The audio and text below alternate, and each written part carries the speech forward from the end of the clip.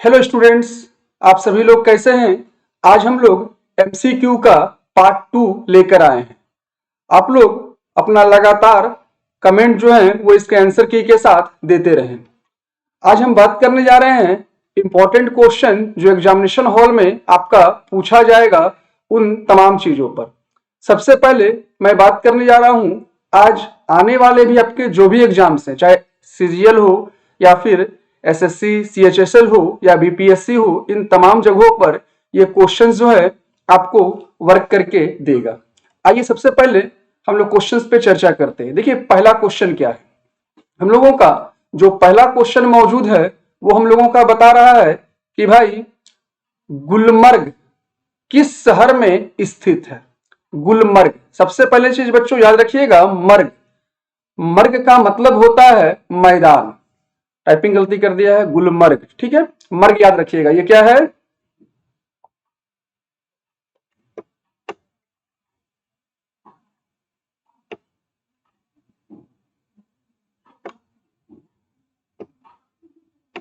गुलमर्ग। गुलमर्ग शहर जो है निम्नलिखित में से किस राज्य में। मर्ग का मतलब होता है पहाड़ी एरिया का जो क्षेत्र होता है उसके मैदान को मर्ग कहते हैं। और मर्ग जो वर्ड है वो जम्मू कश्मीर, जिस तरीके से हम लोग बुआ लगा बोला जाए तो ये होता है उत्तराखंड के मैदानों में। तो गुलबर्ग जो है वो गुलमर्ग हम लोगों का जिस राज्य में है, कमेंट में बताइए आंसर।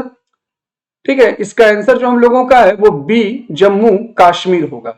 दूसरा प्रश्न हम लोगों का है कि निम्न में से किस राज्य में काली मिट्टी नहीं पाई जाती है। किस राज्य में काली मिट्टी नहीं पाई जाती है, इसका आंसर आप लोग कमेंट करके मुझे बताएं, क्योंकि ये एग्जामिनेशन हॉल में लगातार देखा गया है। ठीक है, इसका मैं आंसर नहीं दे रहा हूं। तीसरे क्वेश्चन की ओर आते हैं हम लोग, जिसका नाम है भारतीय संविधान का कौन सा अनुच्छेद, दैट मीन्स आर्टिकल, रोजगार के में अवसर की समानता का अधिकार से संबंधित है। बच्चों ध्यान रखिएगा, मौलिक अधिकार का यह सेक्शन है। क्योंकि जैसे ही अधिकार वर्ड इस्तेमाल होता है तो अधिकार का सीधा सा मतलब है मौलिक अधिकार। मौलिक अधिकार के बारे में हम जानते हैं कि पहला जो 14 से लेकर 18 तक है उसमें समानता के अधिकार की बात की गई है। और उसी में चूंकि समानता वर्ड इस्तेमाल हो रहा है ना, ध्यान देना, कई क्वेश्चन आप इसी रूप में पकड़ोगे, समानता का अधिकार। तो ये समानता का अधिकार जो है वो आर्टिकल 14 से लेकर 18 तक के बीच है, मतलब 15, 16, 11 और 19। तो भाई 14 से 18 तक में है तो 11 तो नहीं होगा। अवसर, दैट मीन्स नियोजन, अवसर के लिए एक और वर्ड एग्जामिनेशन हॉल इस्तेमाल कर सकता है और वो वर्ड क्या होगा, नियोजन। याद रखिएगा वो वर्ड क्या हो जाएगा,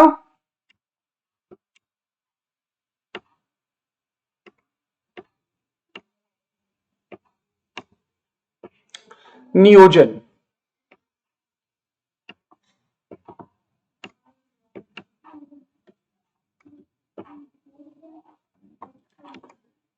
नियोजन, ठीक है।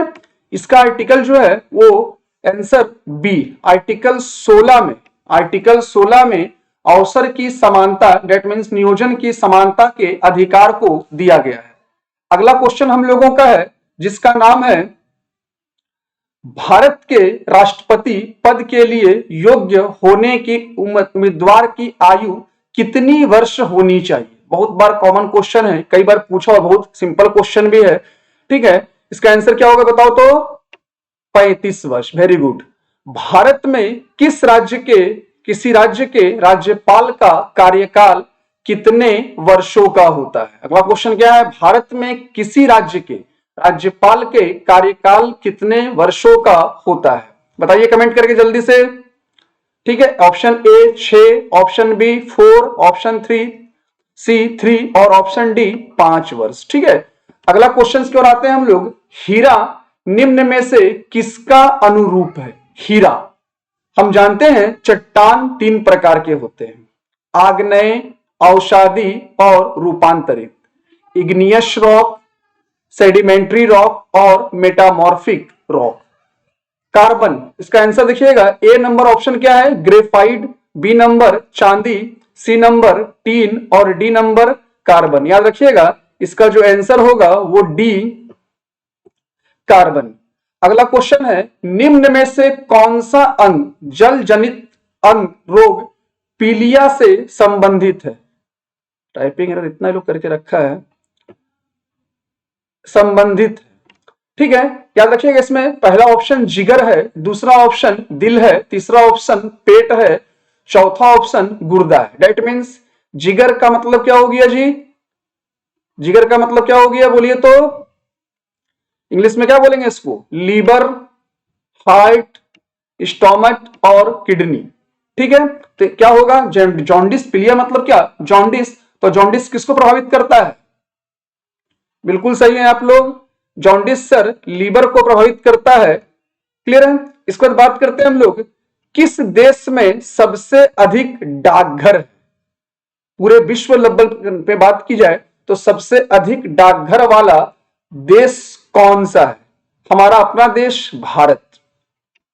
ठीक है, क्वेश्चन नंबर 9, महाराष्ट्र निम्न में से किस वस्तु का सबसे बड़ा उत्पादक राज्य है? महाराष्ट्र निम्न में से किस वस्तु का सबसे बड़ा उत्पादक राज्य है?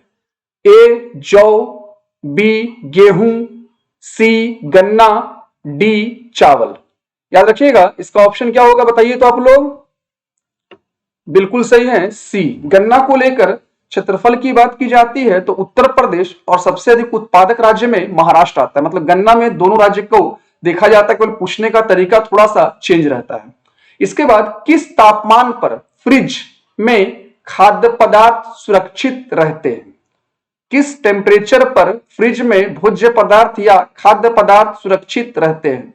Option A 5 degree, option B 10 degree, option C -10 degree और ऑप्शन डी 0 डिग्री। बताइए कोई? याद रखिएगा इसका आंसर जो है वो सी है, क्योंकि -10 डिग्री से लेकर 18 डिग्री तक, -10 डिग्री से लेकर 18 डिग्री तक बैक्टीरिया जो होता है वो डीएक्टिव हो जाता है, निष्क्रिय हो जाता है, जिसके कारण खाद्य पदार्थ सुरक्षित रहता है। कोई दिक्कत? कितना से कितना तक? -10 डिग्री से 18 डिग्री तक।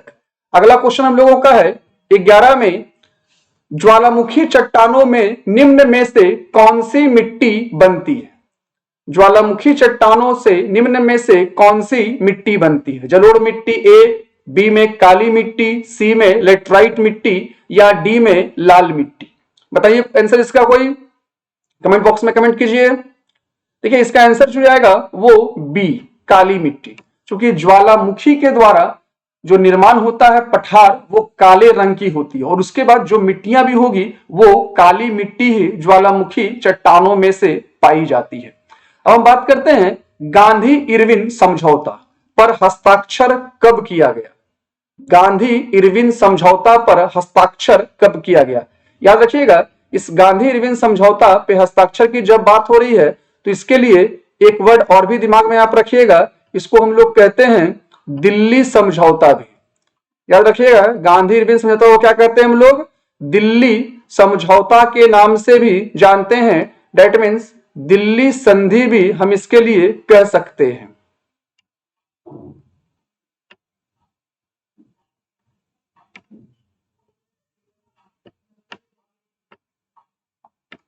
ठीक है, ए ऑप्शन में है 2 अप्रैल 1930, बी में 2 अक्टूबर 1928, सी में 5 मार्च 1931 या डी में 23 मार्च 1931। बताइए। बिल्कुल सही है, इसका आंसर सी है 5 मार्च 1931।